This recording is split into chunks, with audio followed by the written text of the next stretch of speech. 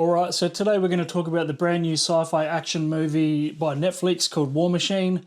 And before anyone jumps into the comments saying that that movie came out years ago, yes it did, because Netflix also released a film called War Machine in 2017 starring Brad Pitt. So apparently Netflix decided that titles are reusable now, but seriously though, Netflix releasing two movies with the same title less than 2 years apart is one of those things that just makes the streaming world slightly more confusing than it already is. But this one is very different from the 2017 one. So this War Machine is a military sci-fi survival thriller about a group of Army Ranger trainees who suddenly find themselves fighting a technologically advanced alien machine in the middle of their final training exercise. And on paper, it sounds like it should be awesome, but the big question is War Machine a hidden action gem or just another predictable Alien vs. Soldiers movie? So let's talk about it. The film follows a group of hopeful US Army Rangers undergoing their final field exercise in their selection course, but what's meant to be a brutal but controlled training scenario quickly turns into something very real when a mysterious alien machine crashes nearby, and this isn't your standard friendly neighbourhood ET. This thing is heavily armed, it's highly intelligent, and it's pretty bloody good at turning soldiers into red mist. What follows is essentially a survival scenario as the trainees try to regroup, figure out what they're dealing with, and somehow stop a machine that's far more advanced than anything that they've ever trained for. And if that sounds familiar, it probably should, because the film clearly draws inspiration from classics like Predator. A group of soldiers, an unknown alien threat, one by one they start dropping, and you already know the formula. The film stars Alan Ritchson, who many people recognise from the hit series Reacher, but I recognise more as Thad Castle from Blue Mountain State. Honestly, this role's perfect for someone like him. He's a pretty bloody big dude, he's intimidating, and he's physically believable as the soldier that he plays, and he has that sort of classic action movie presence where you immediately believe he's a guy who's going to survive the chaos. And if you remember him way back as Thad Castle from Blue Mountain State, it's actually pretty wild to see how far he's come as an action star. He's gone from a ridiculously funny football comedy character to someone who could realistically headline action films, and War Machine definitely leans into his physicality without going completely overboard.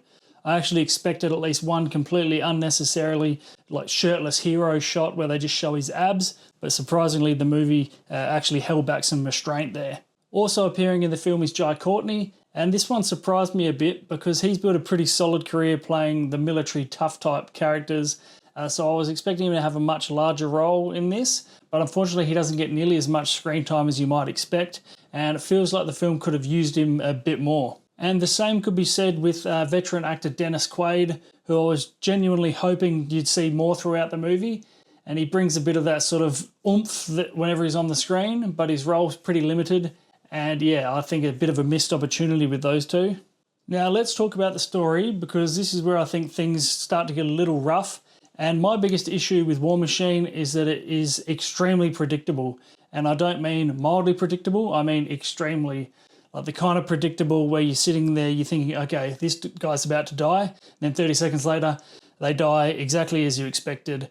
And I actually watched this with a friend, and at one point we started calling the scenes before they happen. So it was ambush, called it. Character separation, called it. And yeah, the moment where someone ignores the obvious danger and gets obliterated, yep, definitely called that.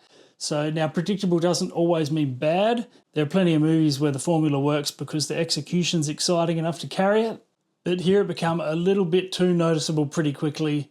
And there's also a slightly convenient plot element where the alien machine just happens to crash exactly where this training exercises happen, which just felt a bit too lucky. Another issue that I had was the Ranger team itself. Unfortunately, none of the soldiers really stood out.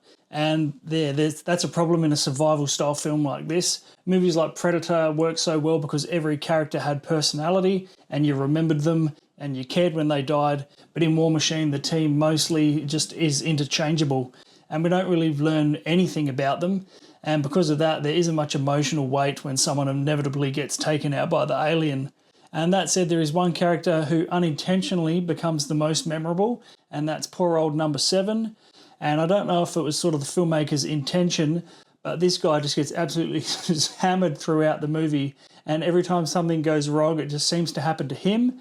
And yeah, it's the guy just can't catch a break. And at one point, I actually laughed out loud because of his misfortune. It just become kind of ridiculous. and you almost start rooting for him just purely because you want to see if he survives all this abuse. Where the film does succeed is in the action and the sound design. The alien itself is pretty effective, completely different than the poster and all the posters showed, really. But it's not just some silent robot wandering around. The sound design gives it almost personality, and you hear the mechanical movements and the sort of electronic pulses and the subtle audio cues that signal its presence before it appears. And it's the kind of thing that puts the audience on edge, and it's almost disappointing that you couldn't see it on the big screen, because I think the sound would have sort of carried this one. And when you do hear the sound, you know something bad's about to happen, and those moments work pretty well. And the combat scenes are also pretty solid. They're violent, fast-paced, and filmed in a way that keeps the tension high. And it's definitely a movie that'll appeal to fans of military action and survival thrillers. The film clearly sits in the same genre space as movies like Predator, as I said before, and Independence Day. You've got soldiers facing something that they don't understand. You've got a technologically superior alien threat, and you've got the classic who's going to die next structure. So if you enjoy these kind of films, then there's definitely something here for you. But if it doesn't quite reach the same level as those classics. Now, I won't spoil anything, but I wasn't really a big fan of the ending. The entire movie built towards something that I felt like was going to be a massive final confrontation, and when it finally arrived, it was just a little underwhelming. I was hoping for something bigger and sort of more explosive, and instead the film goes one of my least favourite types of endings sort of way, and that's the classic "this isn't over," which basically screams we're hoping for a sequel. Sometimes that works, but when it's too obvious, it feels like the movie's sort of more interested in setting up the next film rather than finishing the one that you're watching. Overall, War Machine's a bit of a mixed bag. So on the positive side, you got Alan Ritchson, who I think's pretty great in this lead role. The action scenes are solid. Alien Machine is a pretty cool threat, especially the design of it. It's different than most of the alien machines you see in most movies. And yeah, the sound design did a lot to build tension. But yeah, it would have been great to see in the cinemas. My surround sound at home's not the best, and I don't want to kill my neighbours by watching movies late at night. But on the downside, the story is just extremely predictable. The supporting characters aren't memorable at all. And the ending for me felt just, a bit underwhelming. But that said, I think it's still an enjoyable watch if you go in with the right expectations. If you're looking for something deep and original, it's probably not this. But if you're in the mood for just a straightforward action movie with soldiers, aliens, and on-screen chaos, and yeah, you'll probably have a good time. Just maybe don't play the what happens next game while watching it like I did, because you'll probably accidentally predict the entire movie. Anyway, that's my review on War Machine. And if you've seen the movie, or if you do see the movie, let me know what you thought in the comments. Yeah, if you enjoyed it, or if you found it as predictable as I did. And if you enjoy more movie reviews similar to this, make sure to like and subscribe for more content. And thank you for watching.